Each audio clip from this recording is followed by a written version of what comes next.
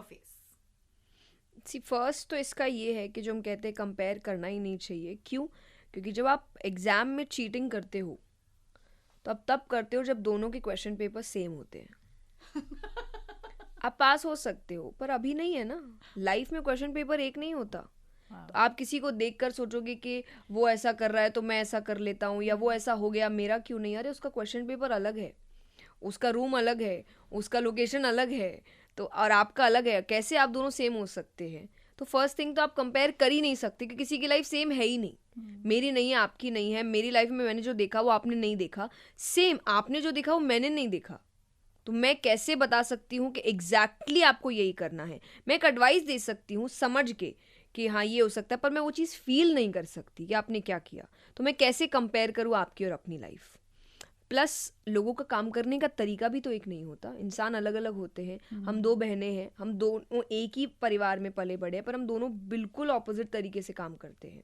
Same. उसका चीज़ों को हैंडल करने का तरीका अपना है, मेरा अलग है, और दोनों ऑपोजिट है. पर इसका मतलब ये नहीं कि वो गलत है या मैं सही हूँ. फॉर एग्जाम्पल वो मूवी है ना कि तुम सही नहीं हो नैना, बस मुझसे बहुत अलग हो. तो दुनिया यही है कि कोई सही गलत नहीं है, बस अलग अलग लोग हैं, अपने अपने तरीके से काम कर रहे हैं. मतलब ये होना चाहिए कि आप काम करिए, मेहनत करिए, दैट्स इट. किसी और पर ध्यान मत दीजिए.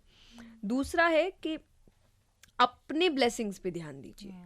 आज इंसान अपने पास क्या है उस पर ध्यान नहीं दे रहा, दूसरे के पास क्या है उस पर ध्यान दे रहा है, और दूसरे के कम होने से खुद को सुकून दे रहा है.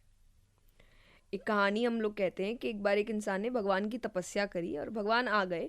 और जनरली लोग एक ही वरदान मांगते कि बस ये कर दो. उसने बोला नहीं, मुझे ऐसा कुछ दीजिए कि मैं जब भी जो मांगू मुझे मिले.